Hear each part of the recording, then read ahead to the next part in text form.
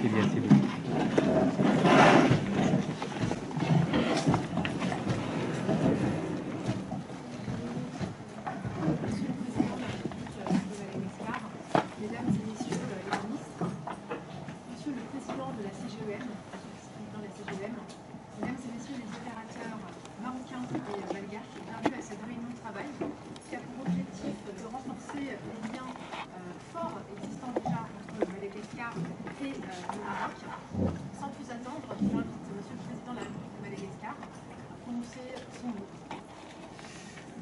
Merci, mesdames et messieurs, frères et sœurs du Royaume du Maroc. Bonjour, salam alaikum. C'est un plaisir de vous rencontrer aujourd'hui dans le cadre de la rencontre des entrepreneurs francophones. C'est d'autant plus un plaisir que nous avons une histoire commune, vous savez, qui nous lie. Quand on parle d'Antsirabé, vous avez en tête peut-être en fait le roi Mohamed V. Et donc c'est comme je disais dans mon allocution, c'est un événement majeur pour la famille francophone, mais c'est aussi un instant privilégié et d'opportunité que nous devrons développer ensemble. Donc c'est un plaisir pour nous de vous accueillir ici, accompagné des ministres, mais également des entrepreneurs et capitaines d'industrie malagasy, afin qu'on puisse échanger et voir les opportunités, les voies et moyens, comment on peut développer ensemble notre pays. Comme vous le savez, Madagascar, c'est un grand pays qui a beaucoup de potentiel. Comme je disais dans mon discours de tout à l'heure, qu'actuellement tout se construit et nous avons besoin de votre savoir-faire, mais aussi des investissements pour développer notre pays afin de rattraper le retard de développement accumulé sur plusieurs années. Ceci dit, le développement tant attendu par la population n'est toujours pas au rendez-vous. C'est pour cette raison qu'au jour d'aujourd'hui, nous avons mis en œuvre une stratégie dynamique pour redresser le pays et afin d'atteindre également l'émergence de Madagascar. Comme on dit, une image en vaut plus que 1000 mots, et c'est pour cette raison que je vous amène voyager un peu à Madagascar à travers quelques images vidéo en fait le DBM a préparé, a concocté, et puis après tout un chacun on peut faire l'échange afin qu'on puisse voir les opportunités également à Madagascar, mais aussi ce que vous pouvez proposer en termes d'investissement dans notre pays. Nous lançons donc le film, nous vous invitons à regarder les écrans aussi qui sont en face de vous.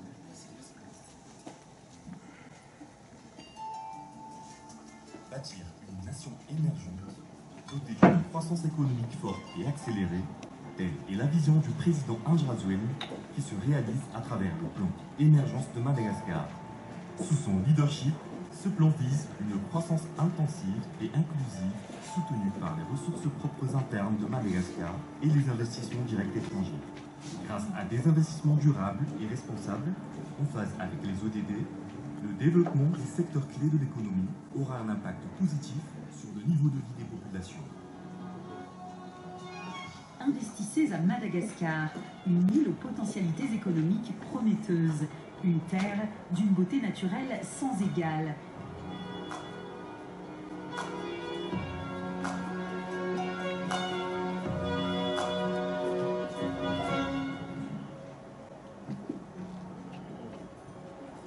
Bénéficier de taxes préférentielles pour l'exportation vers les États-Unis, l'Union européenne et les États membres de la SADC et du COMESA. Collaborer avec un peuple au sens inné de l'hospitalité, disposant d'une main-d'œuvre de haute qualité à moindre coût.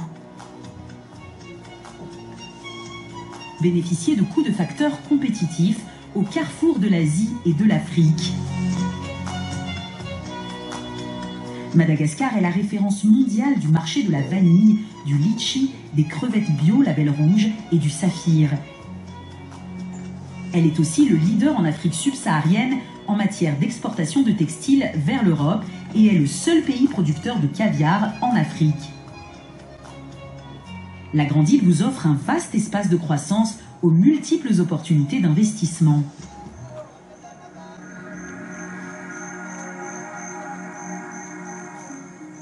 La grande île regorge d'un immense potentiel agricole, rendu possible grâce aux conditions climatiques et à son sol adapté pour diverses cultures.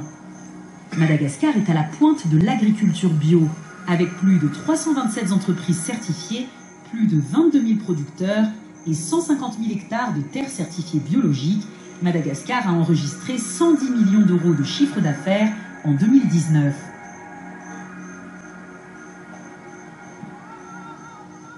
Madagascar est le leader de l'exportation de produits textiles en Afrique subsaharienne à destination de l'Europe. Elle possède une industrie moderne, plus de 200 000 travailleurs qualifiés et expérimentés qui permettent de produire des articles textiles de première qualité à des prix compétitifs.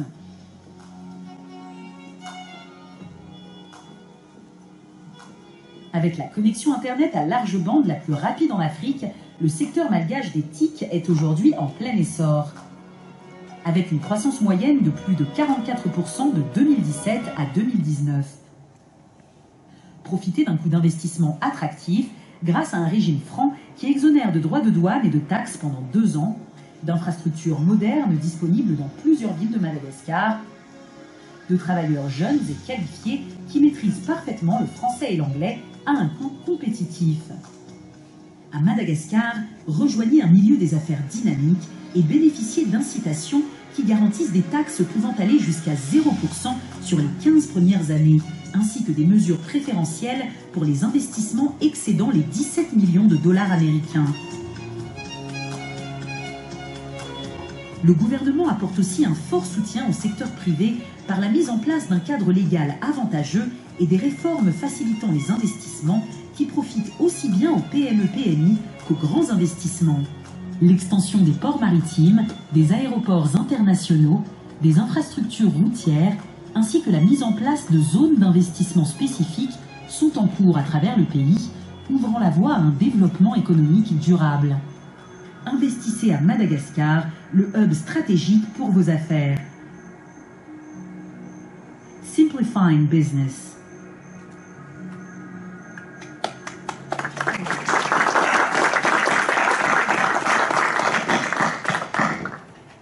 J'invite Monsieur le Président de la CGEM à prendre la parole. Merci. Votre Excellence, Monsieur le Président de la République de Madagascar, Messieurs les ministres, chers confrères, chers consoeurs.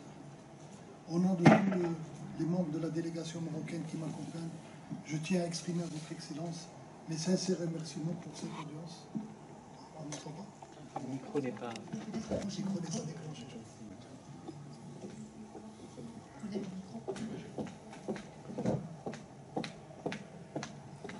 Merci. Je crois que c'était ma voix qui ne fonctionnait pas. Au nom de tous les membres de la délégation marocaine qui m'accompagnent, je tiens à exprimer à Votre Excellence mes vifs et sincères remerciements pour cette audience. C'était un réel privilège d'échanger avec vous et votre délégation. Et on se rend compte en regardant ce film que le potentiel est énorme au niveau de votre pays et ça nous donne envie d'investir, c'est certain.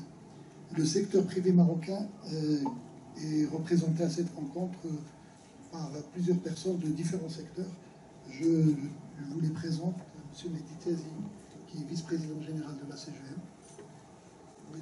Abdou Diop, qui est président de la commission Afrique au niveau de la CGM. M. Youssef Chraïvi, qui est président du Conseil d'affaires Maroc-Madagascar et qui a une entreprise outsourcière qui est sur place. M. Steve Ouana, président de la société SCRA. Madame Rabir Msfel, qui est directrice générale de la société Azura, dans l'agroalimentaire. La société SCRA est dans le remorquage.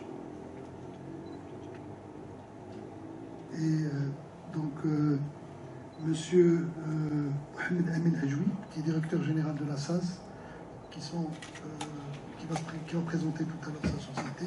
Madame Rita Zlebar, qui est présidente directeur général de Diana Holding, qui sont dans différents secteurs de l'agroalimentaire et d'autres secteurs, je serai là présenter tout à l'heure. Monsieur Ayman Chirkhnou, qui est président de Cooper Maroc, qui sont dans la pharmacie, de laboratoire pharmaceutique. Monsieur Majid Haraki, qui est président de Taqa Maroc, donc l'énergie. Monsieur Aziz Alabi, qui est directeur général du groupe C1, qui sont diversifiés dans plusieurs. D'ailleurs, aussi les conseils cadres du groupe. Monsieur Farid Benis, qui est président directeur général de la société La Profond, qui sont dans le pharmaceutique, produits pharmaceutiques.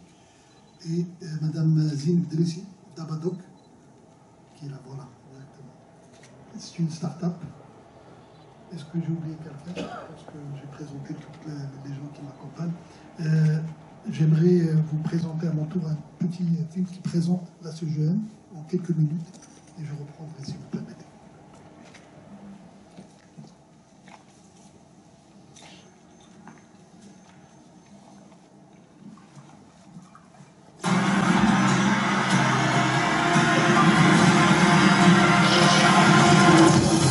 La CGEM est la voix du secteur privé au Maroc. Créée en 1947, elle représente plus de 90 000 entreprises, membres directs et affiliés de toute taille et de tout secteur, sur tout le territoire. Elle s'est imposée comme le représentant officiel du secteur privé auprès des pouvoirs publics, des partenaires sociaux et des institutionnels. Les CGEM régions constituent le réseau de proximité de la Confédération au service de ses membres implantés sur les différentes régions du Royaume.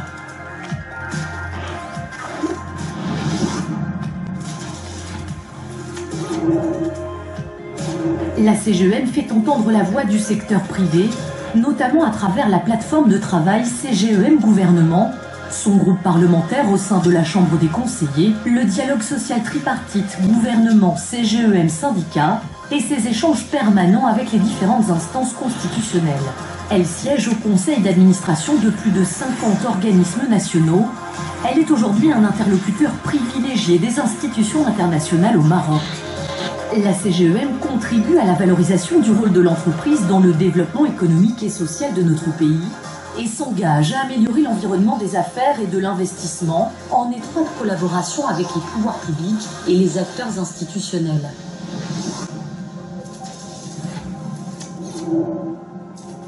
Promoteur incontournable de l'entrepreneuriat, la CGEM s'organise autour de 17 commissions transversales, espaces de réflexion et de partage d'idées pour constituer une force de proposition vis-à-vis des pouvoirs publics, des partenaires sociaux et des institutionnels sur des sujets tels que la fiscalité, le financement et les délais de paiement, le climat des affaires, l'entrepreneuriat ou encore l'innovation sociale. La Confédération sensibilise aussi la communauté des entrepreneurs sur les opportunités du numérique et des nouvelles technologies. Mobilisée depuis 2006 à promouvoir la RSE dans le monde de l'entreprise, la Confédération s'est dotée d'une charte de responsabilité sociétale et d'un label RSE pour reconnaître les entreprises engagées et les encourager dans une démarche de progrès continu.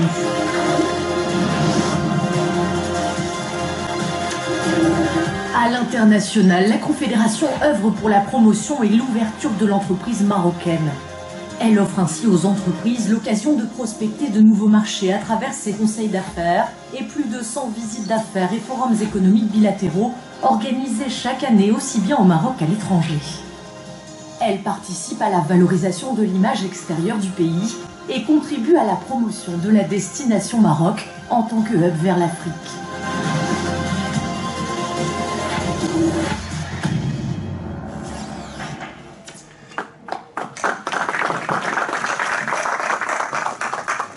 Votre Excellence, Monsieur le Président, Mesdames et Messieurs, le Maroc et Madagascar entretiennent de solides relations d'amitié et de fraternité. Des liens exemplaires qui ouvrent de grandes perspectives pour un partenariat économique durable et porteur de croissance partagée pour le bien de nos populations respectives. Une forte impulsion a d'ailleurs été donnée dans ce sens lors du séjour historique de Sa Majesté le roi Mohamed VI, que Dieu l'assiste, à Madagascar en novembre 2016, marqué par une visite hautement symbolique à Antisirap. Cette visite a été couronnée par la signature de 22 accords de coopération dans plusieurs secteurs tels que l'agriculture, les mines, les énergies renouvelables, la pêche ou encore la formation professionnelle. Un accord liant la CGM à son homologue malgache, le groupement des entreprises de Madagascar, a également été établi dans la mise en place du Conseil d'affaires Maroc-Madagascar. Une importante délégation de la CGM était aussi présente les 1er et 2 décembre 2016 à Paris, à la conférence des bailleurs investisseurs pour Madagascar, sur autre instruction de Sa Majesté le Roi, ce qui dénote de l'importance que le Maroc donne à cette relation bilatérale. Cette réunion d'aujourd'hui s'inscrit dans la continuité de cette dynamique royale et d'une manière plus large, dans le cadre de la vision éclairée de Sa Majesté du rôle que doit jouer le secteur privé marocain au sein de son continent, en tant que créateur de valeur ajoutée et d'emplois pérennes, et ce, en partenariat avec les acteurs privés locaux et dans un esprit gagnant-gagnant. Les acteurs économiques marocains sont aujourd'hui implantés dans 30 pays du continent, où ils opèrent dans les infrastructures économiques et sociales, l'industrie, les télécoms, les banques, les assurances, l'agroalimentaire et les nouvelles technologies. Nous sommes convaincus, Monsieur le Président, que votre pays présente de multiples opportunités de développement. D'ailleurs, nos entreprises y opèrent déjà dans l'outsourcing, la finance et les assurances. Riche en ressources naturelles, Madagascar dispose en effet d'une économie à fort potentiel de diversification et de croissance, dans des domaines comme l'agriculture, les mines, le textile et les services. En l'occurrence, des secteurs où les entreprises marocaines, notamment les PME, ont développé au fil du temps un savoir-faire et une expertise importante, autant sur le marché domestique que sur le marché continental. Aujourd'hui, il devient primordial d'accélérer la coopération sud-sud, ainsi que la dynamique d'intégration régionale à la lumière de la réforme économique post-Covid-19 qui a frappé nos économies de plein fouet. Encore, la mise en œuvre effective de la zone de libre-échange continentale, la ZLECAf, qui donne, comme vous le savez, Monsieur le Président, accès à un marché de plus d'1,2 milliard de consommateurs. Cette zone permettra de multiplier les échanges commerciaux entre Africains, qui ne représentent aujourd'hui que 16% des échanges globaux des pays du continent. Elle sera aussi un accélérateur de l'industrialisation de notre continent et de l'émergence du Made in Africa. Il s'agit là d'opportunités que nous souhaitons saisir avec nos partenaires malgaches, avec qui nous partageons non seulement la francophonie, mais aussi plusieurs valeurs et de l'histoire. Monsieur le Président, notre rencontre d'aujourd'hui tombe donc à point nommé pour dynamiser davantage notre coopération économique et nos échanges commerciaux, tout en capitalisant sur les acquis. Nous sommes tous impatients d'en savoir plus sur les opportunités d'investissement dans le sud de Madagascar et dans la ville de Tanamasoandro. J'espère que je l'ai bien prononcé. Pour conclure, j'aimerais au nom de la délégation qui m'accompagne vous renouveler mes remerciements pour l'intérêt que vous portez au secteur privé marocain et vous réitérer l'engagement de la Confédération générale des entreprises du Maroc, notamment à travers le Conseil d'affaires Maroc-Madagascar, pour l'accompagnement de nos communautés d'affaires respectives en faveur d'un partenariat concret et à la hauteur de nos ambitions communes. Merci de votre attention.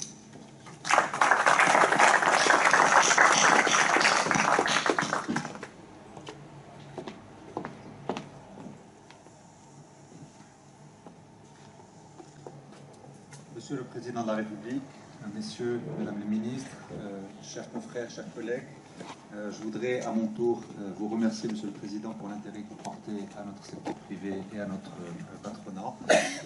Et bien entendu, souligner l'excellence des relations qui lient nos deux pays et l'histoire commune que nous avons. Nous avons, vous le soulignez, fêté il y a 4 jours le presque 60e anniversaire de l'exil de Sa Majesté le Roi Mohamed V à Antsirabe, et c'est un souvenir qui est vif dans l'esprit des Marocains, donc nous portons un intérêt et une affection toute particulière à la relation qui lie nos deux pays. J'ai eu la chance par le passé de diriger un groupe d'assurance qui avait des opérations à Madagascar, qui était le groupe Saham. Je crois que la société existe encore. Et nous opérions d'abord avec un groupe international, Saham, mais aussi un autre groupe international encore plus grand qui s'appelle Alliance. Et pour que ce type d'opérateur aille opérer dans ces pays, c'est que l'environnement économique le permet. Et nous avons opéré dans 25 ou 26 pays africains. Je dois dire que la croissance que nous avions à Madagascar était, et la qualité des ressources que nous trouvions était particulière. Donc je crois que, en tout cas pour ce secteur dans lequel j'opère toujours, il y a une vraie possibilité de croître davantage, parce qu'une croissance du secteur d'assurance veut dire que les autres secteurs fonctionnent aussi. Et l'économie ne peut pas se développer si l'assurance n'est pas là pour supporter les investissements. C'est vrai dans beaucoup de secteurs, c'est vrai par exemple dans l'énergie, ou peut-être mon ami Alinjid en parlera tout à l'heure, mais c'est important d'avoir ce type de secteur qui fonctionne. Quand je vois le film de présentation que vous avez, qui a été diffusé, je vois beaucoup de similarités aussi entre les secteurs privés marocains et malgaches, avec pas beaucoup d'années de décalage, mais ça ressemble aussi à ce que nous avons vu il y a quelques années. Nous avons beaucoup développé les infrastructures, et je crois que ce qui m'avait, si je peux me permettre, qui m'avait interpellé quand j'ai visité Madagascar, c'était la distance entre Antananarive et la côte. Et peut-être que sur les infrastructures, ça donne un vrai potentiel de développement. La deuxième grande expérience que nous avons eue et sur laquelle nous avons travaillé, c'est une commission entre l'État et le secteur privé, dans laquelle la CGM intervient, pour travailler sur les axes qui nous ont permis de gagner quelques places sur le Doing Business. Et sur ça, nous avons, le Maroc était, je crois, 128e il y a moins de 10 ans, et nous étions l'année dernière 53e, parce que nous avons une task force particulière. Et je crois que quand en particulier les pays européens regardent, ils regardent beaucoup cet aspect-là, ils regardent beaucoup le classement, qui ne veut pas toujours dire grand-chose, mais qui parfois donne un indicateur de la facilité à faire des affaires dans certains pays.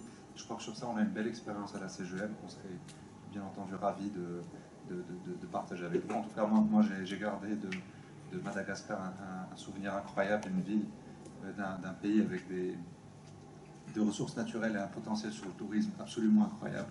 Et j'espère qu'on aura la chance d'avoir une ligne directe bientôt pour pouvoir vous rendre visite plus souvent que ça n'a été jusqu'à présent. Merci.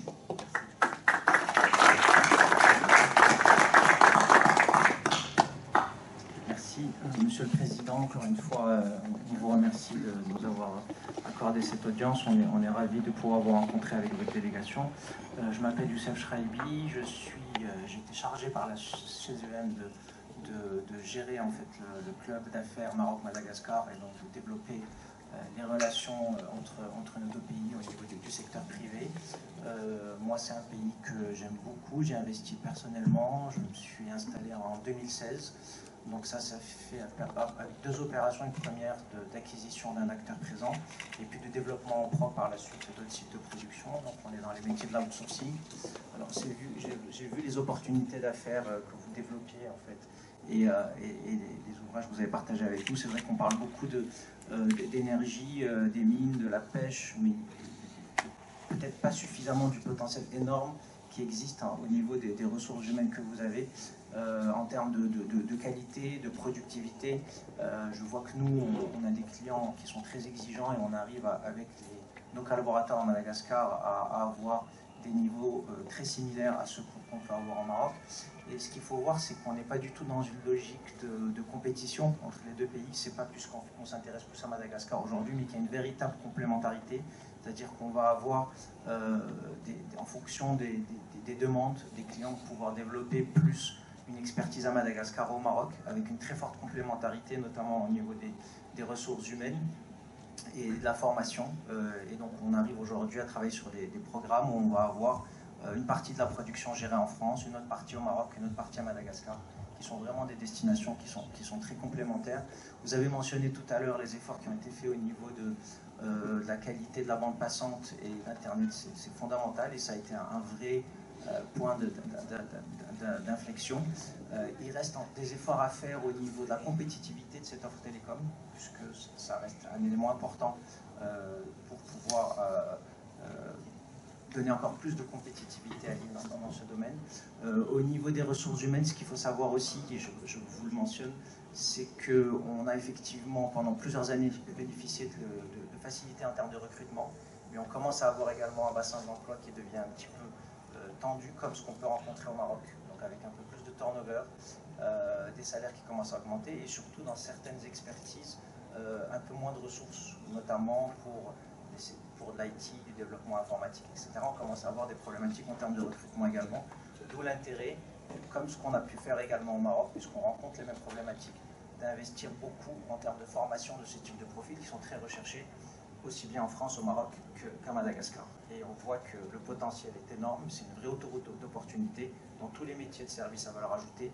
Et donc là-dessus, c'est vraiment un point sur lequel je vous invite à réfléchir ensemble pour réellement profiter de cette manne en termes de création d'emplois pour nos deux pays. Je vais m'arrêter là parce que sinon je peux parler pendant des heures de ces opportunités, mais je pense qu'on aura l'occasion d'aller plus loin par la suite. Je vous remercie encore.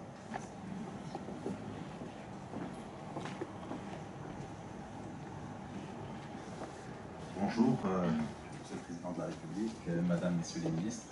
Je me présente, Majid El Aqi, je suis président de la société TAQA Maroc, opérant dans le secteur de la production d'électricité. Alors, si vous permettez, je vais vous raconter une petite histoire du secteur de l'énergie au Maroc. En 1995, le Royaume du Maroc avait un taux d'électrification qui avoisinait les 18%. Et depuis 2006-2007, on est arrivé avec un programme de privatisation à atteindre les 100% d'accès à l'électricité. Ça s'est fait avec le développement des énergies renouvelables, mais aussi des énergies classiques, mais c'est surtout avec la privatisation dans le secteur de l'électricité. Aujourd'hui, nous, au Maroc, le secteur privé, la production privée dans la production d'électricité représente plus de 70%. Et c'est ce qui a permis au Maroc, durant les 20 dernières années, d'atteindre des niveaux de croissance d'un point de vue économique qui se situent entre 6 et 7% dans les 10 premières années et plutôt 4 et 5% ces 10 dernières années. Voilà, donc on est un groupe de 28 000 MW installés à travers le monde, présent dans 11 pays et qui a une présence importante en Afrique. On est à 25% de notre capacité qui est de sources renouvelables, donc principalement le solaire et l'éolien au Maroc. Et je suis là pour rencontrer les opérateurs du secteur à Madagascar et je me tiens à disposition de vos équipes. Merci. Vous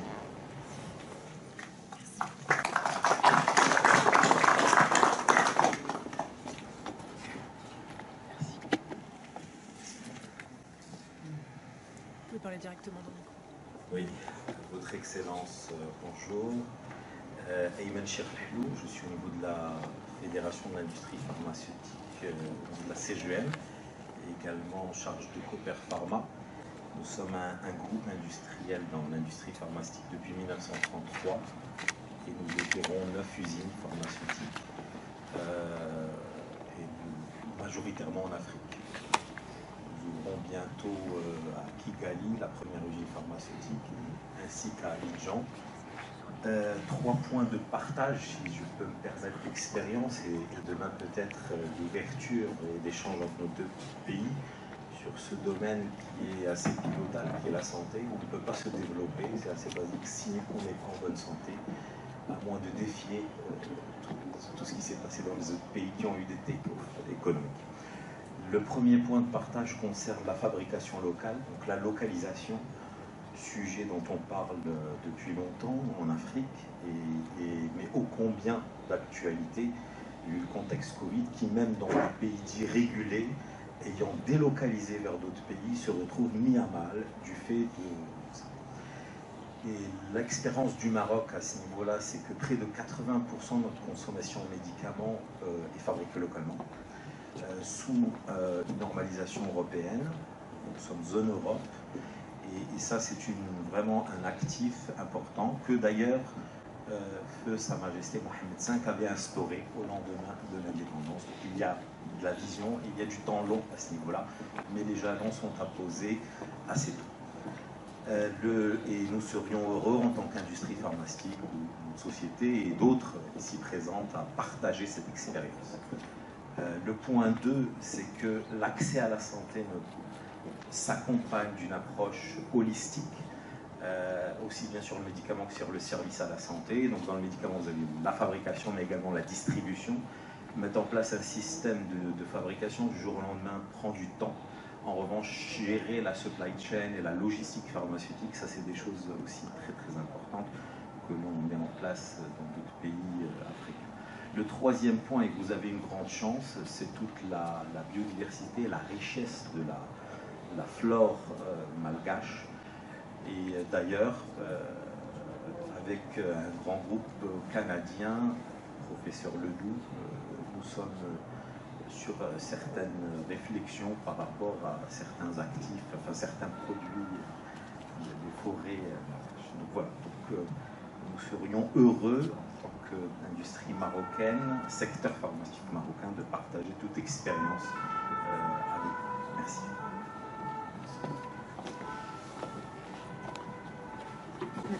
Merci monsieur. Ce que je vous propose, c'est de réagir dans un premier temps et de donner la parole également à la délégation malgache, aux ministres ainsi qu'aux opérateurs qui sont présents, qui peuvent avoir des questions, vouloir réagir ou rebondir, avant de continuer le partage d'expérience et la volonté de travailler ensemble. Oui, bien évidemment. Afin de continuer, je tiens d'abord à vous présenter en fait les ministres ici présents, afin que vous puissiez en fait continuer les discussions et échanges pour le suivi et l'accompagnement des projets que vous voulez mettre en place à Madagascar. Donc à ma droite, il y a le ministre des Affaires étrangères, ensuite la ministre de l'Artisanat et des Métiers, suivi de ministre du Tourisme, parce qu'il y a aussi un grand projet qu'on devrait réaliser avec le Maroc sur le canal de Pangala également, et le ministre de l'Énergie, puisqu'on parle d'énergie également. Donc, pour ce faire, vous m'avez, tout à l'heure en ce qui concerne l'énergie, effectivement, vous avez dit qu'en 1995, au Maroc, le taux d'électrification était de 18%. Donc, voyez-vous, actuellement à Madagascar, nous sommes à 15% actuellement, qui est très très faible par rapport au développement que nous voulons mettre en place. Pour ce faire, nous avons donc besoin justement de multiplier par 2, voire même par 3, la capacité de production de l'énergie à Madagascar. Juste en comparaison, la Côte d'Ivoire, qui totalise 25 millions d'habitants, pareil comme à Madagascar, possède 2000 MW de production d'énergie. Or qu'à Madagascar actuellement, on n'a que 400 MW. Donc c'est très très faible. C'est pour cette raison que nous voulons bien évidemment doubler la capacité de production d'énergie. Et il est aussi à noter qu'aujourd'hui, à Madagascar, presque 80% de la production de l'énergie, c'est encore en thermique. Ce qui traduit que le coût de l'électricité est très très élevé par rapport aux autres énergies renouvelables. Donc nous avons pris en fait le pari, le défi de doubler la capacité de production d'énergie à travers les parcs solaires, mais aussi à travers les éoliens que nous voulons installer dans plusieurs endroits que nous avons déjà détectés, où est-ce qu'on peut les mettre à Madagascar. Donc je suis très impressionné par rapport à votre société qui implante 28 000 MW aujourd'hui dans le monde. Et donc, si vous allez faire juste 10%, c'est suffisant pour Madagascar, 20%. Et donc, je vous invite vraiment, il y a le ministre de l'Énergie qui est là, afin qu'on puisse voir ensemble de quelle manière, comme je disais toujours, en fait, mettre en marche, si vous voulez, les projets d'électrification à Madagascar. Dans la partie sud de Madagascar que vous avez cité tout à l'heure, ben, nous avons le soleil toute l'année. Donc en fait, en taux d'électrification sur le solaire, ben, nous sommes bénis de Dieu, mais qu'on n'a pas su en profiter malheureusement jusqu'aujourd'hui. Donc ça, c'est un projet il y a qui est déjà inscrit dans l'émergence du sud de Madagascar. Il y a 7 districts que nous voulons immédiatement, rapidement, installer minimum 1 mégawatt dans chaque district pour le pompage d'eau également et l'électrification des districts dans cette partie de l'île. En passant, il y a également un grand projet, si une société, entreprise marocaine, que nous sommes à la recherche aujourd'hui d'une entreprise intéressée qui pourrait faire en fait le pipeline qui est de 80 km parce que dans cette partie de sud, nous avons la sécheresse toute l'année, donc le manque d'eau, et on ne peut pas, en fait, la population, ils ne peuvent pas produire normalement. Donc il y a 80 km de pipeline que nous voulons aussi réaliser rapidement. Quand je parle de rapidement, parce que là, nous sommes en train de rattraper le retard de développement. Tous ces projets n'ont pas été réalisés depuis plusieurs années, mais là, donc, en fait, nous sommes en train de mettre en place tous ces projets. Donc, moi, je pense que vous avez aussi parlé de l'industrie pharmaceutique. Pendant cette pandémie, nous avons mis en place en 4 mois, c'est un temps record, l'usine Pharmalagas, qui produit en fait des gélules à base d'artémisia. En passant, j'aimerais signaler que Madagascar est quand même le premier producteur en Afrique d'artémisia, que actuellement on exporte en Inde pour transformer.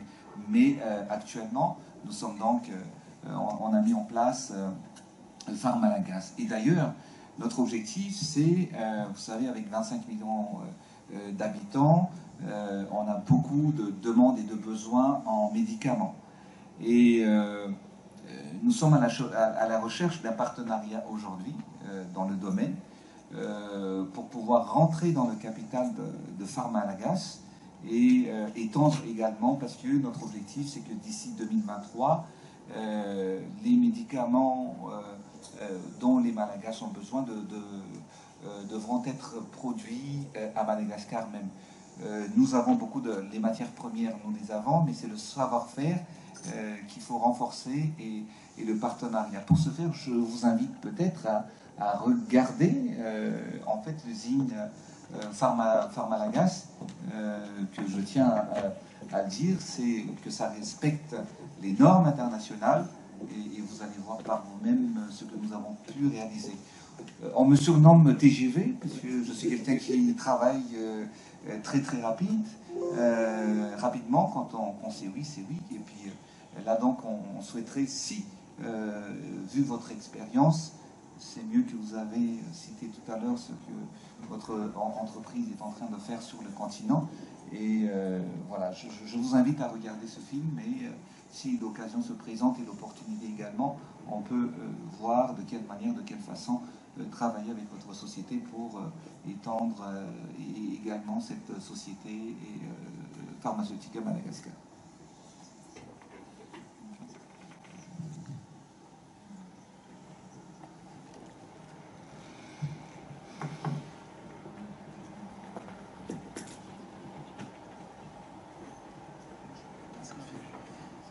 On attend la régie se mettre en place.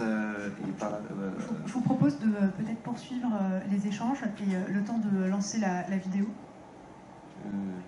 Je pense que vous êtes assez rapide. On peut patienter un tout petit peu, de quelques secondes.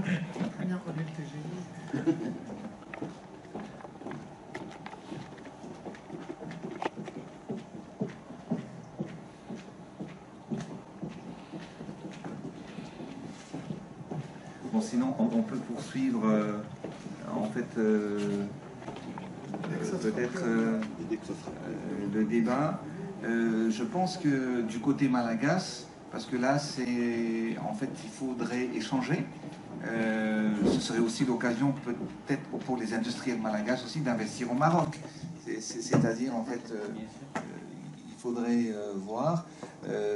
Juste en passant, tout à l'heure, il y avait eu, peut-être je passe la parole à Monsieur le ministre concernant la société, en attendant la vidéo, la société belge qui voudrait s'associer et avec une entreprise malagasy.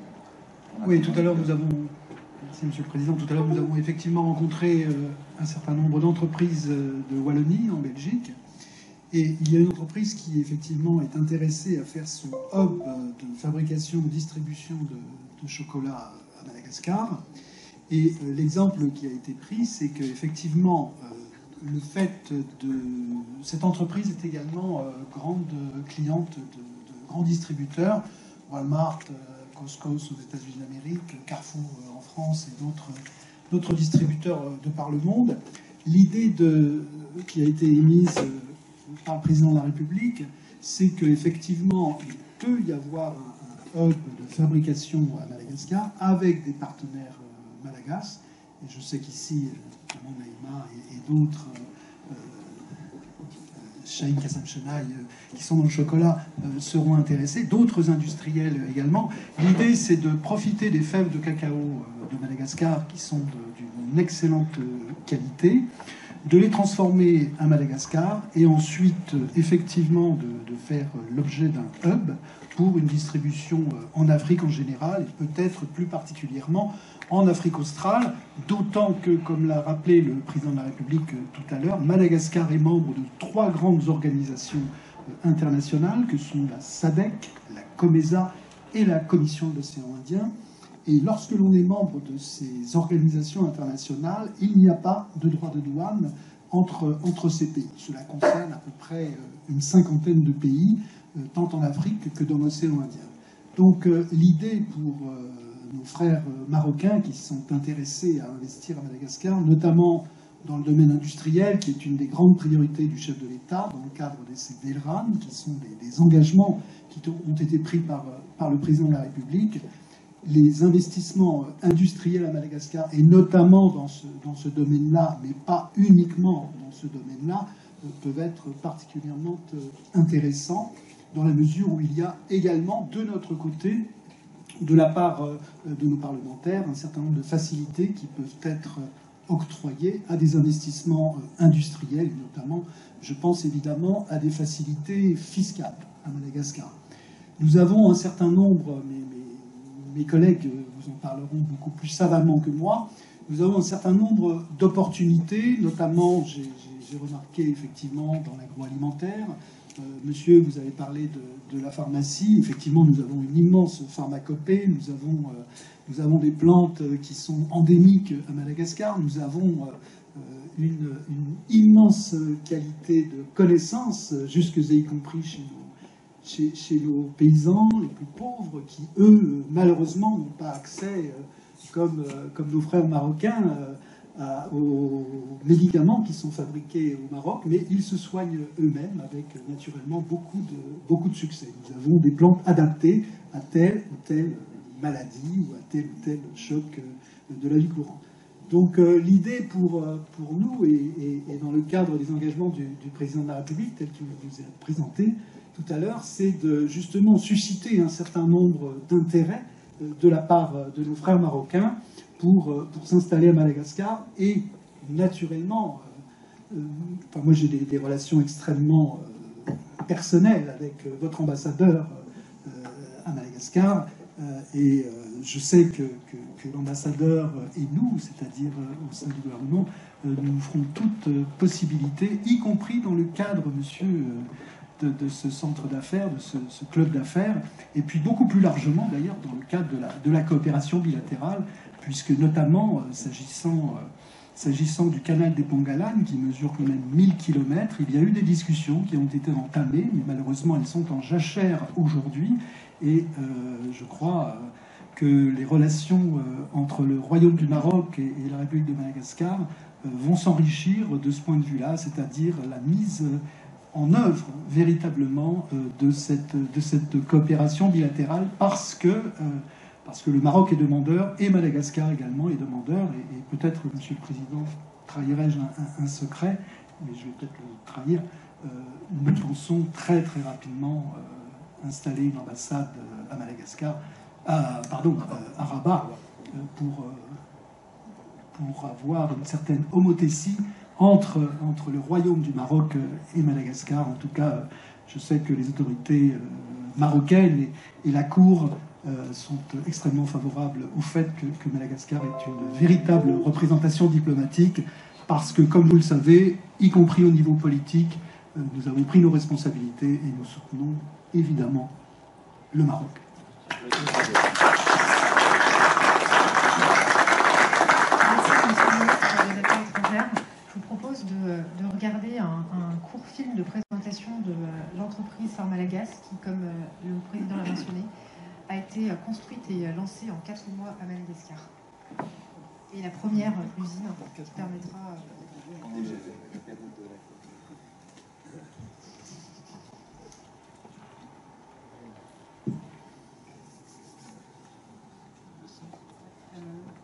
Nos régisseurs ont disparu, donc on les attend et on n'a que des images pour l'instant. Et Madagascar s'est illustré notamment dans le cadre de la gestion de Covid-19 grâce à sa grande richesse naturelle et sa biodiversité qu'on a pu apprécier dès les années 80, car le premier médicament qui a permis de lutter contre le cancer, qui a été fabriqué par des grandes industries pharmaceutiques allemandes, a été fait à partir d'une plante malgache qui est la petite pervenche de Madagascar. Et à Madagascar, comme l'a mentionné le président, Madagascar est le premier exportateur africain d'Artemisia annua, qui est une plante qui revêt de nombreuses vertus. On trouve également une plante qui est endémique, qui est le ravinsar. Le ravinsar, vous connaissez certainement des plantes sœurs, telles que l'eucalyptus par exemple, ou autres, car il y a cette molécule active dans le ravinsar qui est le cinéole, qui est une molécule sœur du menthol, qui permet notamment de libérer les poumons et les voies respiratoires. Et donc, on connaît un peu de manière triste cette plante dans le cadre de la pandémie de Covid-19 et donc de la réponse contre cette maladie.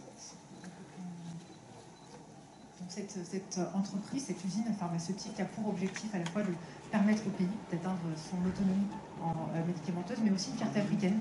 Et donc je crois qu'on va bientôt pouvoir lancer ce film. Je voudrais rajouter que grâce donc en fait à l'Artemisia que nous avons distribué gratuitement au sein de la population, on a pu protéger la population contre en fait cette pandémie du coronavirus. Et aujourd'hui, je viens d'avoir des nouvelles. On a eu depuis plusieurs jours, mais aujourd'hui encore, 0 cas de Covid à Madagascar. Donc, ça fait donc que la délégation est en bonne santé. Et voilà.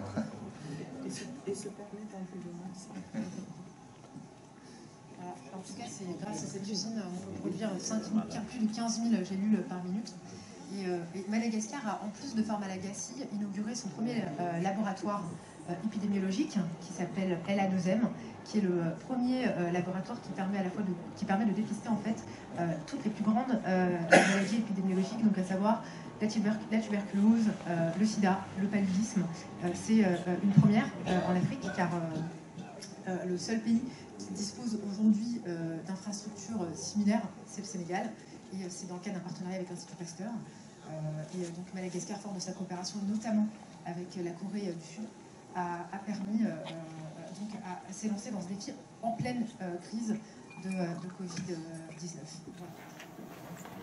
Monsieur le Président de la République, Madame, Messieurs les ministres, c'est un honneur de prendre la parole devant vous, particulièrement au regard de l'histoire qui nous lie. Je me présente, je préside et dirige un groupe familial qui est assez diversifié, mais particulièrement orienté vers l'agro-industrie. Notre chiffre d'affaires consolidé annuel en 2019 était de 3,6 milliards. Nous faisons aujourd'hui, la part de l'agriculture représente un peu moins de 10%, et nous avons l'ambition dans les 5 années qui viennent de l'amener à 17-18%, donc 80% d'export, c'est-à-dire que nous comptons produire pour exporter.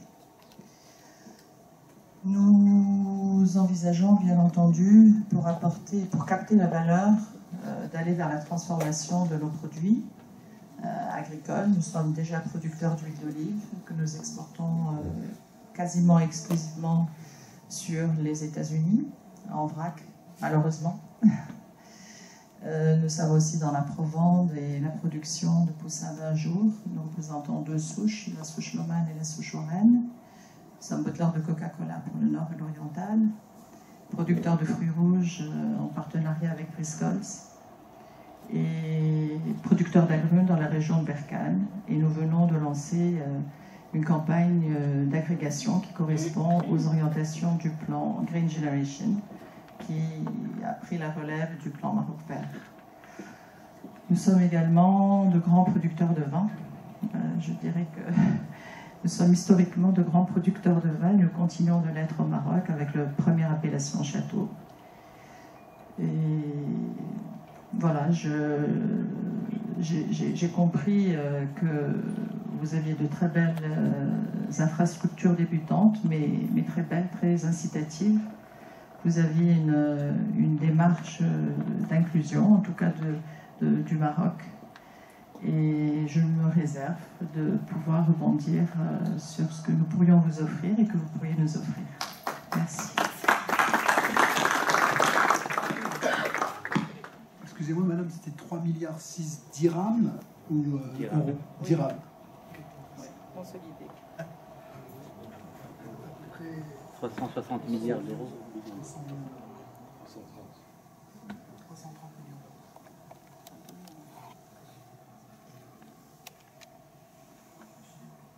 Bonjour,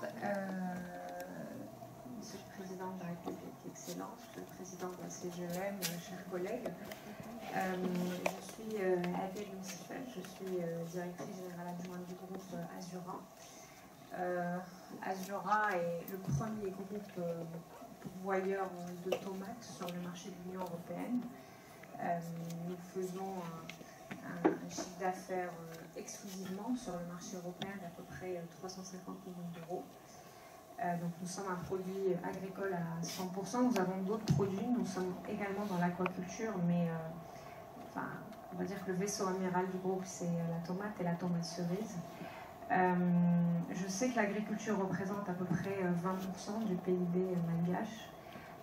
Nous sommes exposés au même titre que Madagascar à toutes les contraintes du changement climatique, et je sais, nous sommes un groupe très engagé dans la durabilité, et je connais votre engagement, et en particulier celui de Monsieur le Président de la République dans la cause climatique, et évidemment on ne peut que vous soutenir là-dedans. Nous sommes effectivement, aujourd'hui on exporte exclusivement vers l'Europe, mais le continent africain nous intéresse beaucoup, d'abord pour partager notre savoir-faire, mais aussi pour l'étudier en termes de marché et de nouveaux pouvoirs d'achat qui augmentent, et on le regarde en fait de très près.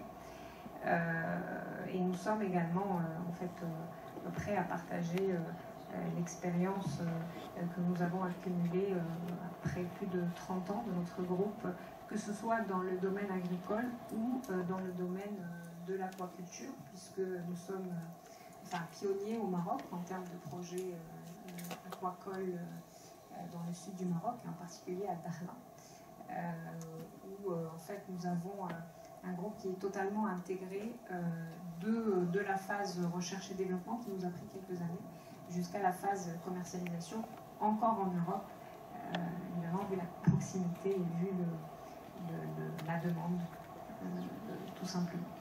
Voilà.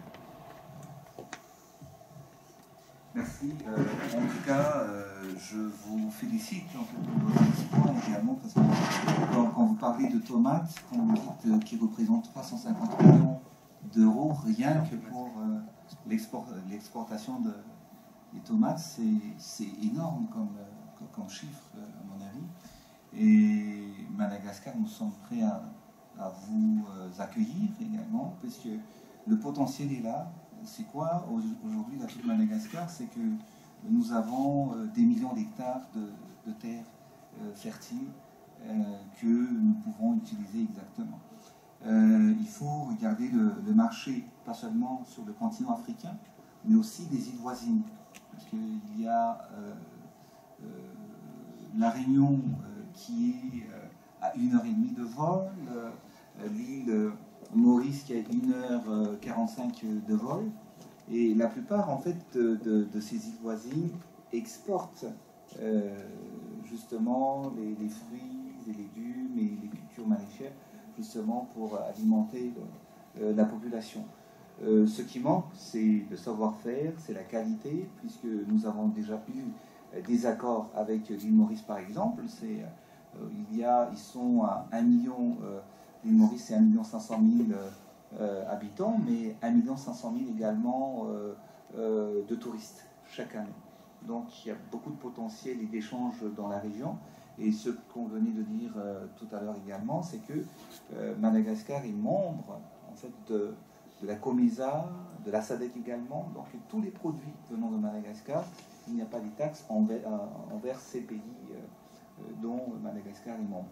Donc l'agriculture, moi je suis intimement convaincu que c'est l'avenir et également nous sommes très intéressés de voir avec vous, soit en partenariat avec les entreprises malagasy également, qui connaissent déjà le terrain et l'État est là pour faciliter, pour accompagner les investissements dont vous voulez faire et réaliser à Madagascar.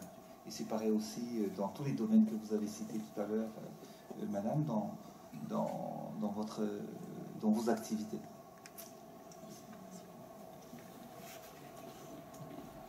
Monsieur le Président, ravi d'être parmi vous aujourd'hui et je voudrais me présenter.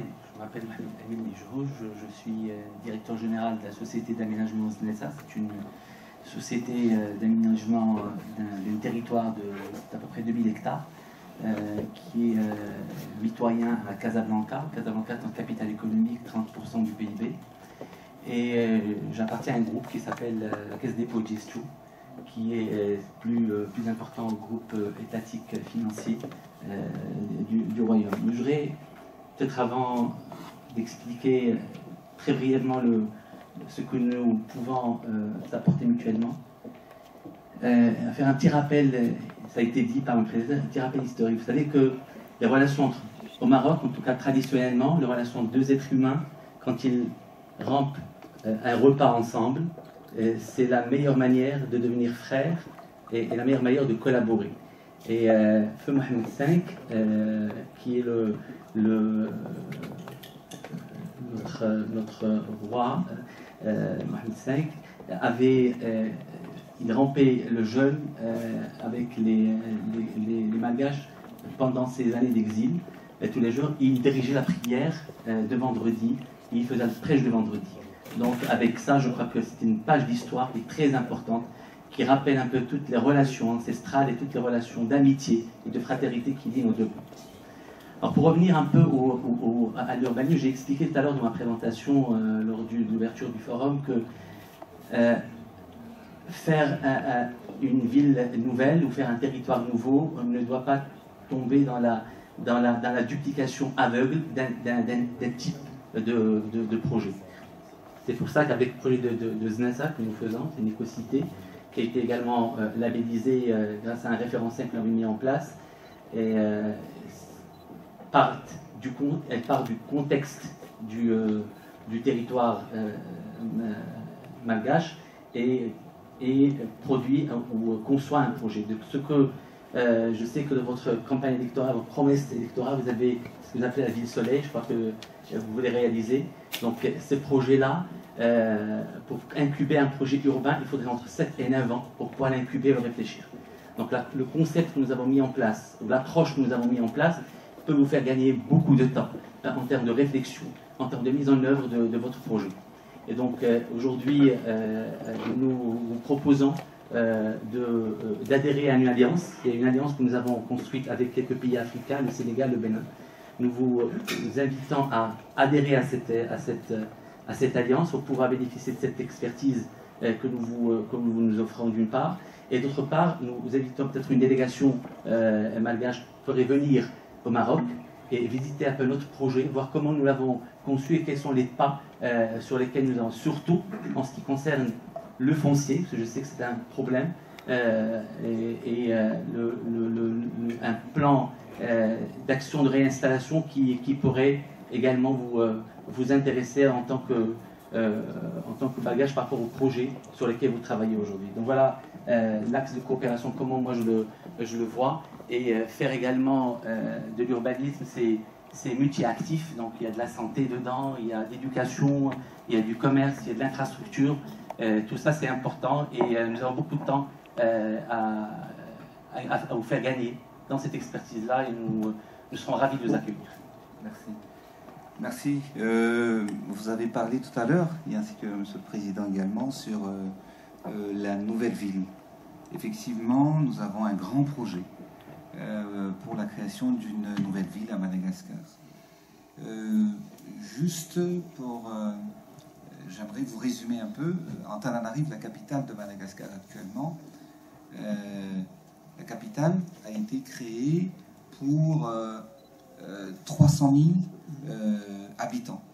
Actuellement, nous sommes à 3 millions d'habitants, donc ce qui veut dire que nous sommes asphyxiés et comme la plupart des villes dans le monde, beaucoup d'embouteillages et il n'y a plus de quoi se loger, et c'est pour cette raison que nous avons créé une nouvelle ville qui s'appelle la ville du soleil, ou Tanamasouan, comme vous avez dit tout à l'heure, qui se totalise en fait en termes d'investissement, mais venant du privé, dans les 4 milliards d'euros à peu près, sur l'investissement. Pour en résumer peut-être, il serait mieux, je ne sais pas si on peut envoyer, monsieur le technicien, la nouvelle ville de Madagascar, Tanamasouan.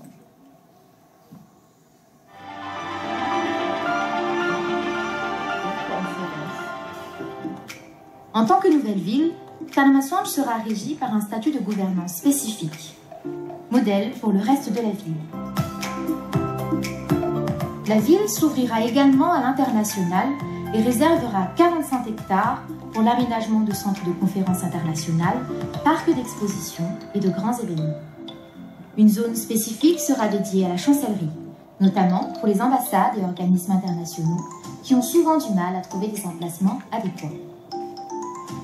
Environ 12 hectares sont prévus pour l'aménagement de cliniques qui regrouperont les savoir-faire médicaux innovants afin d'éviter aux patients des déplacements répétitifs.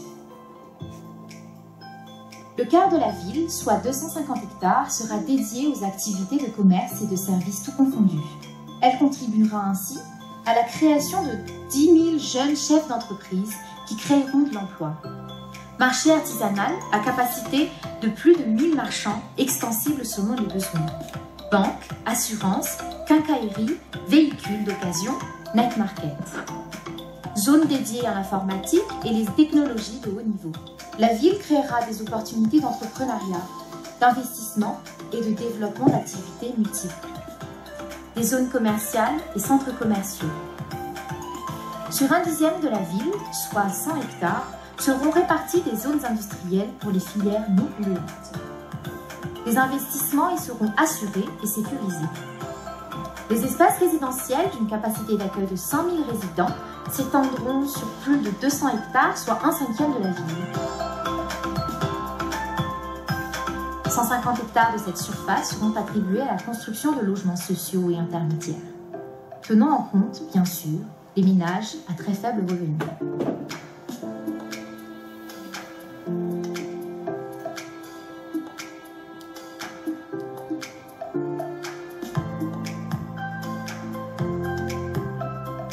L'éducation primaire, secondaire, universitaire ainsi que les formations professionnelles seront regroupées sur 20 hectares.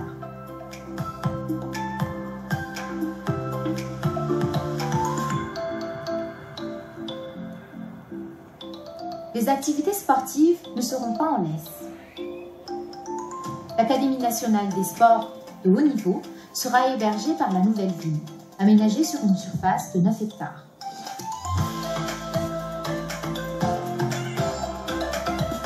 Des emplacements spécifiques ont également été réservés à l'implantation d'hôtels de grands standings internationaux. 75 hectares répartis dans la ville seront constitués d'espaces publics, espaces verts, promenades et espaces de loisirs.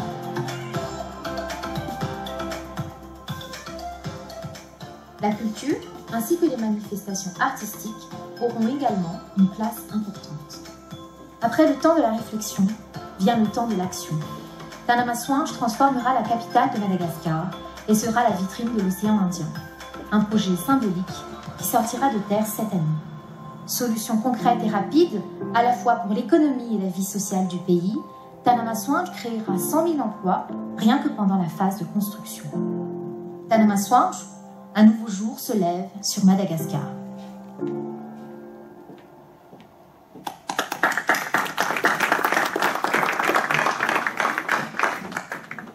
Nous allons maintenant donner la parole au directeur général du groupe PFOI, qui est un bel exemple de réussite d'investissement à Madagascar et qui va donc partager avec vous son parcours et son projet. Excellence, Monsieur le Président de la République, Monsieur, Madame la Ministre, Monsieur le Président de la CEGIM,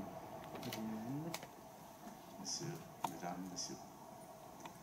PFOI, c'est une usine qui existe depuis 30 ans à Madagascar, avec un emploi de 1600 personnes qualifiées. On fait la transformation et l'exportation de conserves du thon. C'est pêché sur le sang indien et exporté pratiquement sur l'Europe. Et 30% du marché français aujourd'hui de conserve de thon de groupe. Et spécialement du Madagascar, on touche le thon industriel, food industry, on touche le haut de gamme de conserve de thon sur le épicerie fine. On fait tous les supermarchés comme Casino, Cora, Intermarché, Leclerc. On touche tous ces supermarchés fabriqués à Madagascar. Aujourd'hui, on fait des hauts de gamme aussi, qui sont pratiquement vendus dans les grandes surfaces. Et on fait aussi des formations des personnels. Aujourd'hui, les conserveries qui sont aux Seychelles, c'est le personnel qui était formé par PFOI. L'usine de l'île Maurice, c'est pratiquement des personnels qui étaient formés aussi à PFOI. Donc c'est pratiquement ces personnels qui travaillent dans le conserverie de l'île Maurice et le Seychelles. Et la majorité, c'est de Malgaches. Donc pour vous dire que nous avons de personnel qualifié au niveau de rendement très qualifié aussi. Donc je peux vous dire que notre expérience à Madagascar, aujourd'hui, ça aboutit de développer dans d'autres pays. Donc je peux aussi donner les infos pour le marché marocain. Nous sommes déjà sur le marché marocain. On fait l'exportation sur le Maroc. Nous avons de grands groupes marocains qui travaillent avec nous. On travaille sur le produit semi-fini, c'est-à-dire le filet congelé, on appelle les longes de thon, et qui sont mis en conserve dans les usines au Maroc. Et nous fabriquons aussi pour le marché marocain, pour la marque Isabelle, fabriquée à Madagascar. C'est les grandes marques au Maroc qui est fabriquée à Madagascar aujourd'hui. L'avantage que tous les produits fabriqués à Madagascar aujourd'hui, que ce soit les conserves ou autres, il y a beaucoup de gens, peut-être des groupes marocains ou des groupes malgaches qui ne le savent pas, qui rentrent au Maroc sans droit de douane. C'est des choses qui existent depuis des années quand le roi Mohamed V, qui était en exil, et c'était un avantage qui était fait pour Madagascar. Et ça, nous profitons de cet avantage aujourd'hui et nous exportons pas mal sur le territoire marocain. Donc je vous invite à profiter de cet avantage qui existe depuis des années, de commencer à développer. Soit vous pouvez fabriquer, créer des usines à Madagascar et qu'aujourd'hui il y a une main-d'œuvre qualifiée pas chère, et en même temps vous rentrez vos produits au Maroc sans payer le droit de douane. Merci beaucoup. Merci, monsieur le directeur général. Je me tourne maintenant vers le directeur général du groupe Scrimad, qui exporte des fruits d'origine de Madagascar.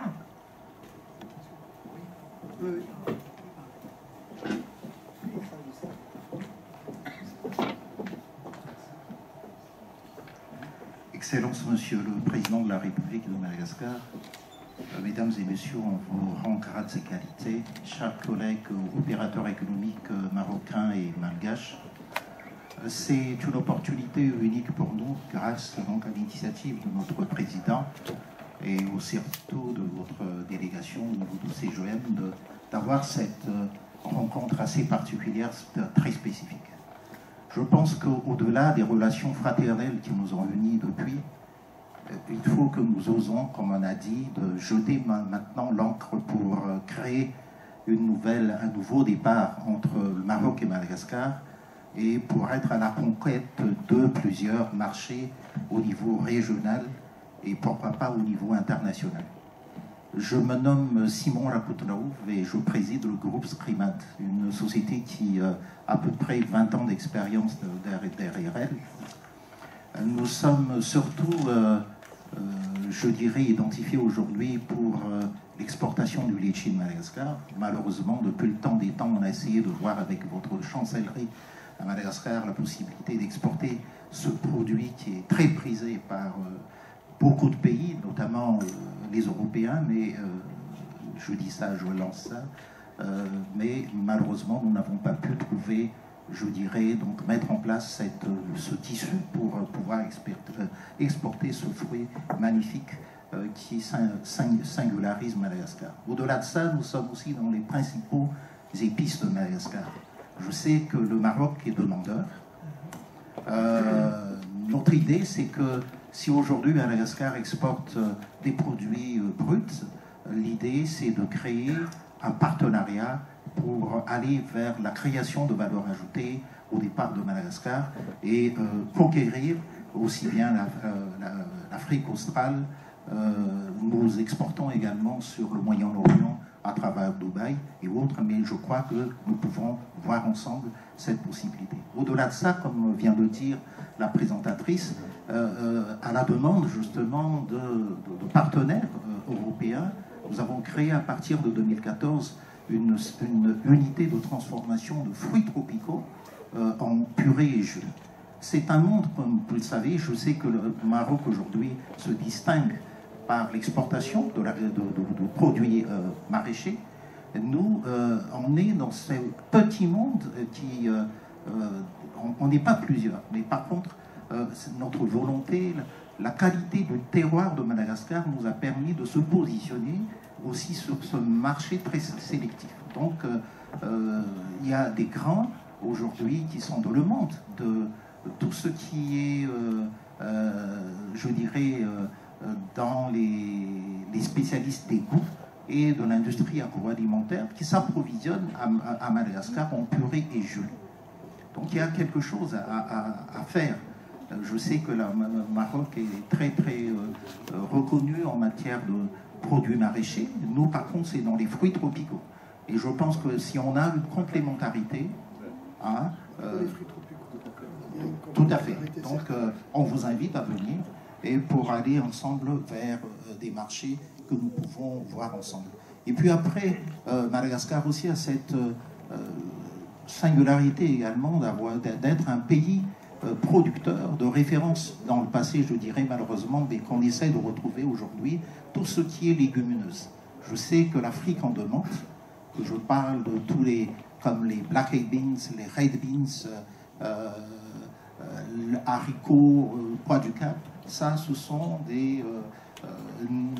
on travaille de près. Je crois que vous avez vu une brochure avec Fiaril. C'est une initiative aussi lancée par notre président et je le remercie ici publiquement, puis ça nous a permis de développer cette structure. Et notre ambition, c'est de reconquérir justement ce marché européen au niveau des légumineuses. Voilà. Et nous faisons aussi de la vanille. Pourquoi pas de faire de la transformation des extraits, certainement avec un partage de connaissances, un partage de marché avec vous. Je vois qu'il y a madame qui est dans l'agroalimentaire. Je crois que nous avons les mêmes sensibilités, mais il faut se rapprocher pour créer une synergie et voir un peu plus je dirais, de produits, de gamme de produits pour conquérir de nouveaux produits. Je vous remercie de votre attention.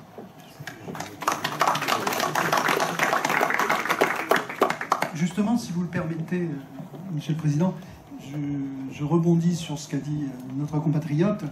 Sur le plan institutionnel, nous avons vu qu'effectivement, la Confédération générale des entreprises du Maroc était présente dans à peu près une soixantaine d'institutions marocaines et internationales. Et ce que je propose au plan technique, si vous le permettez, Monsieur le Président, c'est qu'un certain nombre de choses ont été dites ici, un certain nombre de velléités d'investissement se sont prononcées.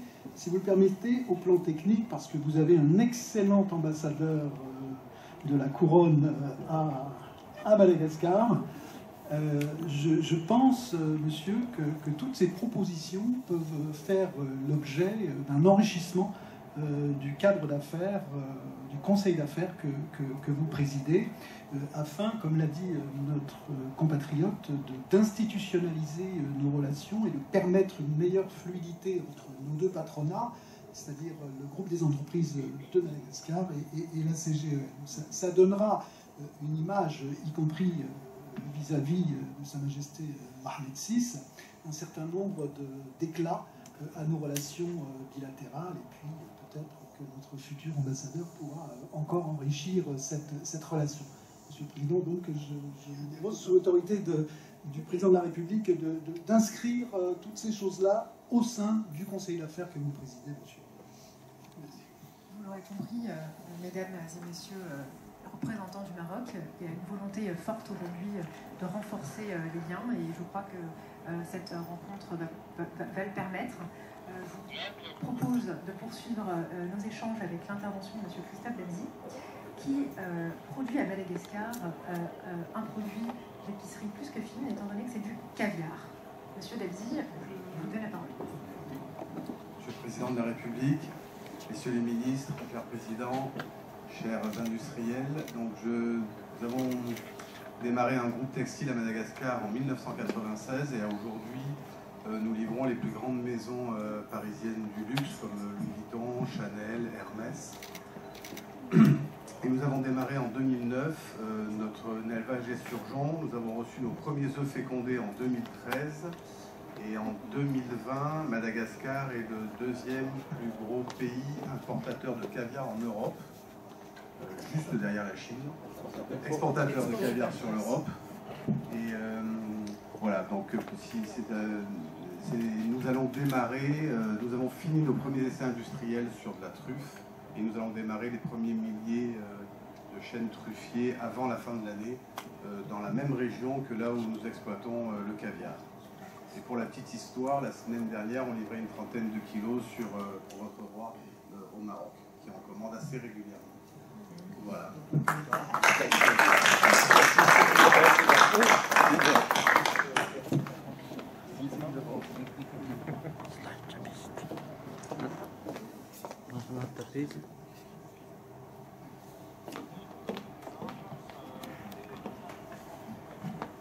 Monsieur le Président, c'était juste pour compléter ce qu'a dit mon confrère tout à l'heure dans l'industrie pharmaceutique.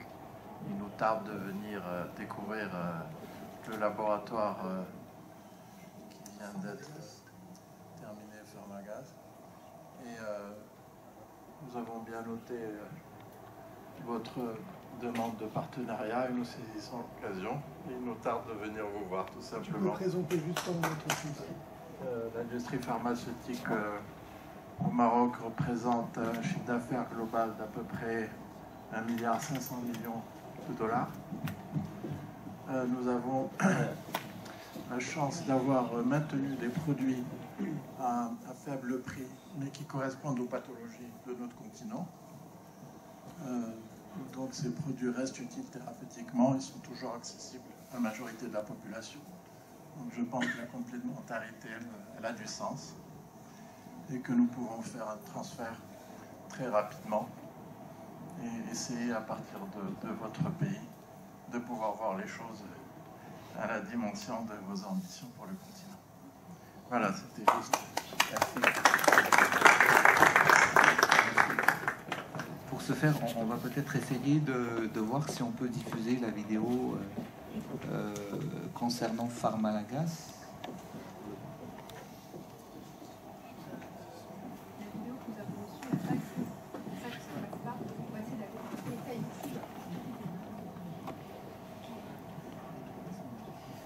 En attendant, peut-être, je vais donner la parole à Monsieur le ministre du Tourisme pour présenter les opportunités d'affaires également dans ce secteur. Monsieur le ministre, je vous donne la parole. Merci, Monsieur le Président, de me donner la parole, mesdames et messieurs. On parle d'opportunités d'investissement. Effectivement, un des opportunités, je pense que c'est vraiment le secteur tourisme, on en a parlé un petit peu tout à l'heure. Et un des pèlerins du président de la République, c'est vraiment de développer le secteur tourisme à Madagascar. Donc mon ministère a une obligation, un engagement donc de réussir par rapport à ce développement tant souhaité. L'objectif, c'est de doubler plus ou moins le nombre d'arrivées de touristes à Madagascar. Et pour ce faire, déjà, il y a des préalables. Pour ce faire, il faut qu'on ait à peu près plus de 500 000 sièges aériens par an pour atteindre, donc pour pouvoir doubler. Et en même temps, nous devons créer plus de 48 000 chambres d'hôtels pour pouvoir atteindre notre objectif. Donc aujourd'hui, l'investissement dans l'hôtellerie est vraiment quelque chose d'important aujourd'hui et sur lequel Madagascar recherche vraiment des investisseurs. Nous avons des terrains disponibles, sécurisés pour du balnéaire ou autre. Nous avons aussi aujourd'hui ouvert nos réserves et parcs nationaux, qui est unique. Hein, c'est vraiment la première fois, suite donc aux consignes du président de la République, de pouvoir créer des établissements hôteliers dans certains parcs nationaux de Madagascar. Nous avons besoin de tous les types d'hébergements, que ça va de l'hôtel haut de gamme luxe, des écologes, des hôtels clubs ou des hôtels de charme. Donc aujourd'hui, je pense que Maroc est une destination vraiment touristique, hein, qui reçoit plus de millions de touristes par an. Donc aujourd'hui, il y a pas mal d'investisseurs, je pense, dans ce secteur-là. Aujourd'hui, donc, nous invitons vraiment ces investisseurs à venir visiter Madagascar, où nous puissions vraiment présenter donc, tous ces terrains disponibles, sécurisés, et sur lesquels, effectivement, en partenariat avec des opérateurs malgaches et donc des opérateurs marocains pour mettre en place donc, ces établissements hôteliers. Mais sinon, il y a bien sûr d'autres opportunités. Si on parle juste, le président parlait du canal des Pangalanes, qui depuis 2019, donc, nous avons réhabilité et réaménagé le canal des Pangalanes, qui est navigable aujourd'hui sur pratiquement 400 km et à terme, d'ici 2 ans, tout le long du canal, donc sur plus de 600 km. Donc toutes les activités autour du canal, aujourd'hui, c'est une opportunité, je pense, très intéressante pour les investisseurs. Je vais peut-être m'arrêter là, Monsieur le Président, parce qu'il y a vraiment tout ce qui tourne autour du tourisme est à refaire, est à faire et à revoir. Donc aujourd'hui, nous sommes très ouverts. Si vous souhaitez me rencontrer donc, pour vous donner un peu plus de détails par rapport à tout cela, parce qu'on n'a pas parlé d'aérien, on n'a pas parlé maritime, ferroviaire, il y a beaucoup d'opportunités donc, qui tournent autour du secteur tourisme. Merci beaucoup.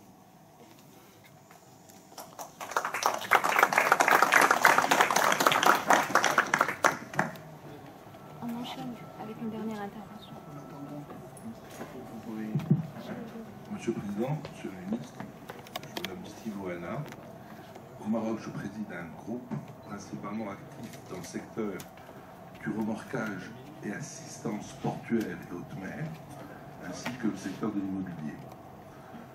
Je serais intéressé de voir quelles sont les différentes opportunités qui peuvent s'offrir, principalement dans tout ce qui est portuaire, assistance portuaire et assistance haute mer, aux différentes troupes. Concernant l'immobilier, c'est principalement de l'immobilier social et économique, qui est une des spécificités du Maroc, où ces dernières années, Sa Majesté a souhaité éradiquer tout ce qui était bidonville et être remplacé dans le cadre d'une politique sociale par des appartements, par des projets immobiliers à vocation économique. Voilà. Le groupe avoisinant au Maroc les 70 millions d'euros. Merci. Merci beaucoup. Monsieur le Président de la République, Madame, Messieurs les ministres, c'est un plaisir d'être à cette rencontre. J'ai un lien particulier avec Madagascar. Je me présente Abdou Diop, donc je suis président de la Commission Afrique au sein de la CGM et je dirige aussi le cabinet Mazar dont je m'occupe des activités en Afrique. Donc, lien particulier parce que d'abord on est installé à Madagascar, on a un cabinet historique, relativement connu et qui est numéro 1 sur la place. Ensuite, j'ai eu le privilège de faire partie de cette visite historique de Sa Majesté le roi Mohamed VI à Madagascar et surtout de la partie émotionnelle d'Antsirabe. Je sais que c'est une ville qui me tient beaucoup à cœur. Et ensuite, j'ai eu la chance aussi d'être parmi les experts internationaux qui avaient été sollicités pour l'initiative de l'émergence de Madagascar. Donc, j'ai eu la chance justement, parce qu'on était très surpris de voir que vous nous aviez fixé un horizon de 5 ans pour l'émergence de Madagascar. Et effectivement, donc on confirme cette dynamique de TGV. J'étais aussi au Grand Palais quand vous présentiez cette initiative. Donc, et c'est intéressant de voir que effectivement, cette initiative qui était un projet est effectivement ce qui est mis en œuvre. Et c'est très rare, en particulier sur le continent africain, parce que souvent on fait des promesses électorales, mais quand il s'agit de la réalisation, on est sur d'autres. Donc, on est très heureux aujourd'hui, en tout cas, de pouvoir contribuer à cela et on est dans la continuité des engagements du Maroc avec Madagascar et aujourd'hui je pense que pour emboîter le pas à ce que vient de dire Monsieur le ministre des Affaires étrangères et pour rendre les choses concrètes et avec bien sûr sous le contrôle de mon président, je vous propose qu'on organise avec le Conseil d'affaires très rapidement une mission mixte public-privé au Maroc où on aura à la fois une partie rencontre entre opérateurs privés, mais aussi de la visite de benchmark, parce que je pense que le partage d'expérience qui vient d'être fait mériterait d'être concrétisé sur le terrain par une visite, que ce soit à Znata, que ce soit sur la partie installation électrique ou encore sur les installations agroalimentaires, pour un peu partager cette expérience et mettre les opérateurs en commun. Parce qu'effectivement, la dynamique qu'on a voulu pousser au sein de la CGM, c'est que nos investissements dans les pays se fassent aussi en partenariat. Parce qu'il est important qu'il y ait ce partenariat entre les opérateurs malgaches et les opérateurs marocains. Et effectivement, souvent, comme ce que vous proposez pour l'industrie pharmaceutique, c'est peut-être plus simple de mettre les gens ensemble que d'investir tout seul. Donc c'est extrêmement important. Donc je pense qu'on peut démarrer très concrètement par ce volet-là.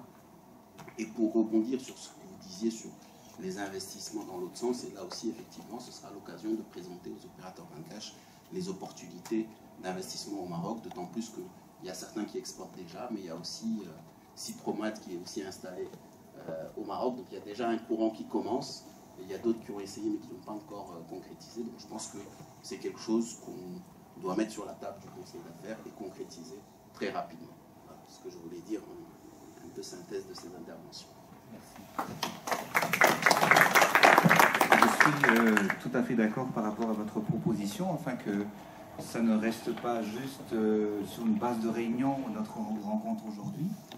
Je propose, bien évidemment, pour compléter ce que le ministre des Affaires étrangères avait dit tout à l'heure, c'est que nous allons mettre en place en fait une rencontre avec le public et privé, avec les projets, et échange également, et qu'une délégation malgache, on va se rendre au Maroc, et dans ce cas on va essayer de voir et de concrétiser et de signer également des MOU afin qu'on puisse déjà sur place, afin qu'on puisse avancer. Je pense qu'on peut aller dans ce sens pour la concrétisation des projets qui ont été cités tout à l'heure.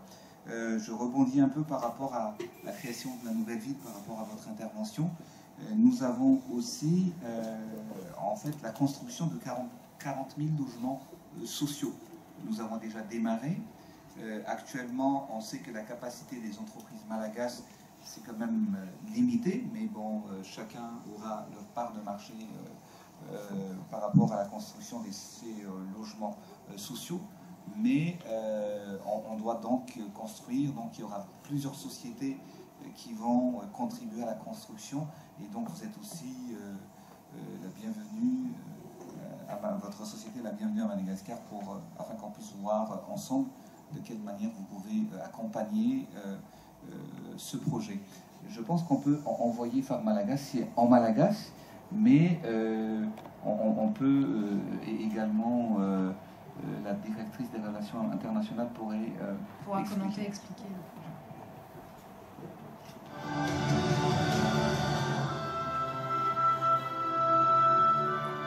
Alors, mesdames et messieurs, comme vous avez pu le remarquer, on a insisté pour envoyer cette vidéo parce que c'est un projet qui tient particulièrement à cœur à son Excellence Monsieur le Président, parce qu'il est le reflet, comme vous avez pu le constater, de la détermination de Madagascar, la détermination du pays. Parce qu'un souci, on ne s'arrête pas à un souci, on envoie une vidéo, un oui c'est un oui. Alors, Pharmalagas est une usine pharmaceutique qui respecte les normes de bonne pratique de fabrication imposées par l'OMS. Nous mettons en avant notre savoir-faire malagasy et le travail en équipe. Nous sommes opérationnels dans la production de remèdes traditionnels améliorés et génériques à l'échelle industrielle malagasy. Il faut savoir que, comme son Excellence Monsieur le Président l'a déclaré tout à l'heure, c'est une usine qui s'est mise en place en 4 mois. On ne l'appelle pas Monsieur le Président TGV pour rien, et c'est un délai record. Cette usine a la capacité de produire 15 000 gélules par minute. On est sur un équipement allemand, si je ne me trompe pas, je parle sous l'autorité de son Excellence Monsieur le Président, qui est totalement aux normes internationales. En termes de production, Pharmalagas a des machines industrielles à la pointe de la technologie, répondant à la demande locale et internationale. Nous produisons le fruit du savoir-faire de nos chercheurs malagasy, à commencer par la valorisation des vertus de l'artémisia annua et des plantes médicinales endémiques. Je précise que l'Artemisia allua est une plante qui a comme vertu de traiter notamment le paludisme, et c'est un des outils, une des armes que nous avons utilisées tout au long de la gestion de la première vague de la Covid, mais également la deuxième vague de la Covid-19 à Madagascar en prévention et aujourd'hui également en curatif.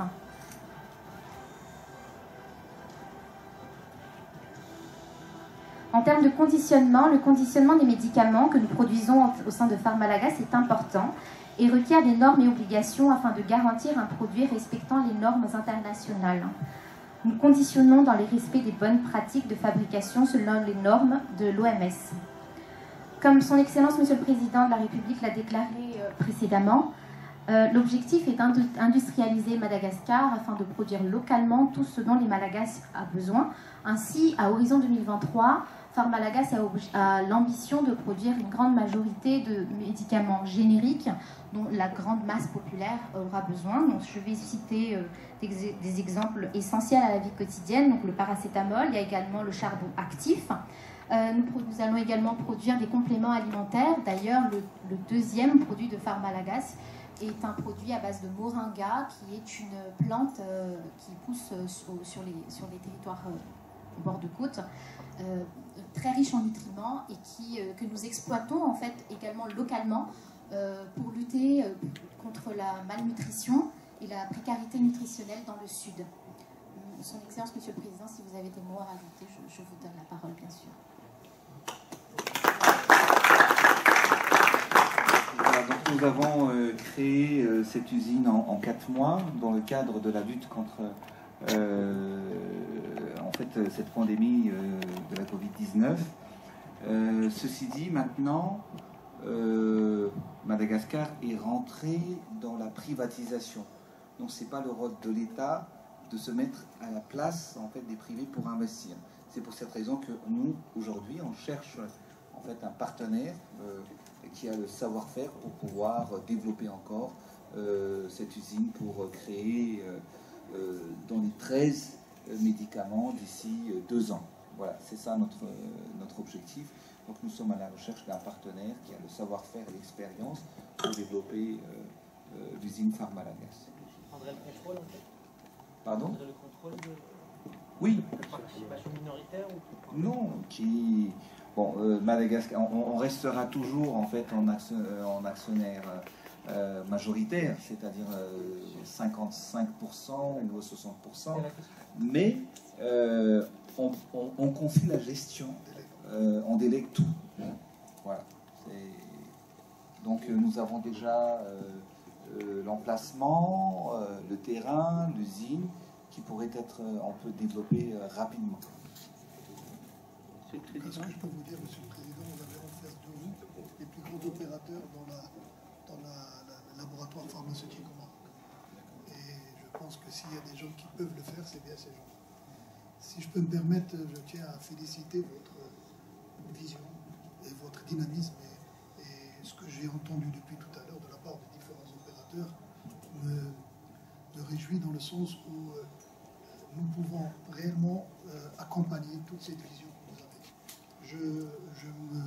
Je m'engage à mobiliser tous les opérateurs marocains qui peuvent intéresser justement votre pays pour venir investir dans votre pays, peut-être en joint venture ou bien avec l'État, s'il y a, comme le cas de la pharmacie. Mais en tout cas, il y a beaucoup de choses à faire. J'ai vu par exemple, vous avez parlé de la production d'électricité. C'est une chance pour vous parce que ça va vous coûter beaucoup moins cher.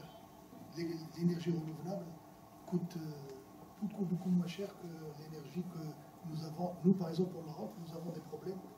Comment justement augmenter la capacité, la consommation pour avoir un maximum d'énergie renouvelable. Vu le coût que ça fait, par exemple, vous avez du soleil, donc le solaire n'est pas cher, l'éolien, et vous pouvez avec ça justement pouvoir exporter partout.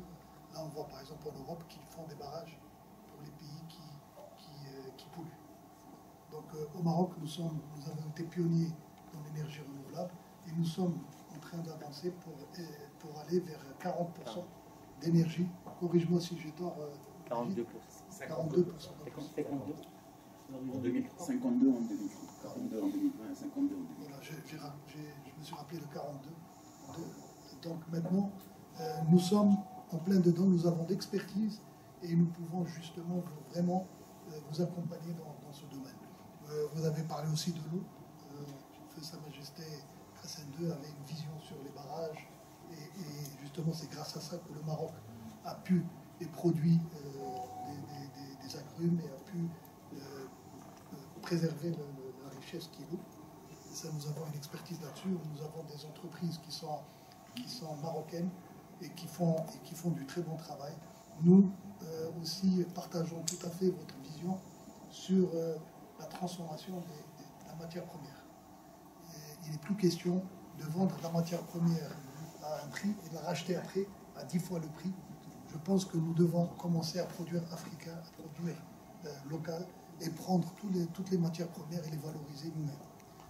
Nous avons commencé justement cette expérience au Maroc et nous espérons que nous pouvons, l'Afrique est un gisement important dans toutes les matières premières et maintenant il faut absolument qu'on commence à transformer et à vendre des produits transformés dans toutes les matières premières et c'est tout à fait possible. En tout cas, merci de nous avoir reçus, d'avoir donné le temps nécessaire pour partager ensemble les différentes complémentarités et je vous assure de notre disponibilité et de notre engagement à pouvoir concrétiser tout ça parce qu'il ne suffit pas de parler maintenant, nous allons passer à l'action.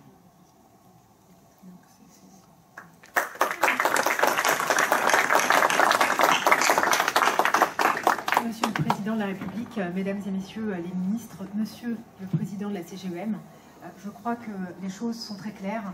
Madagascar et le Maroc ont exprimé une volonté forte d'avancer ensemble. Il y a des opportunités, des complémentarités.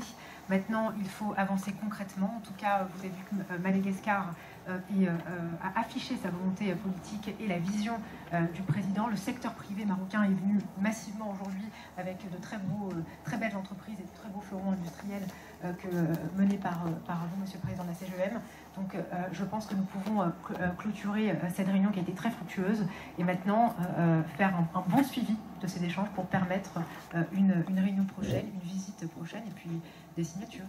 Merci à tous.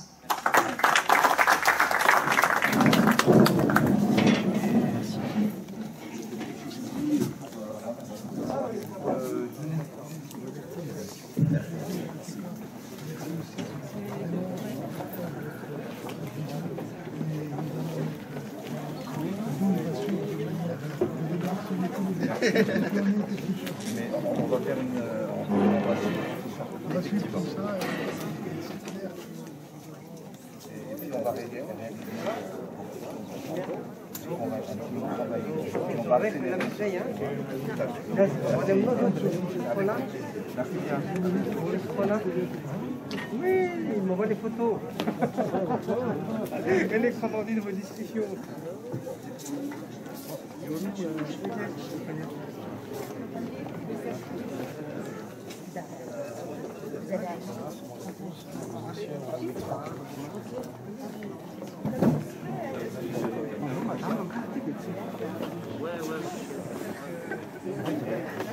toute façon, je vais mettre ça le... Ça va toi? Ça va bien?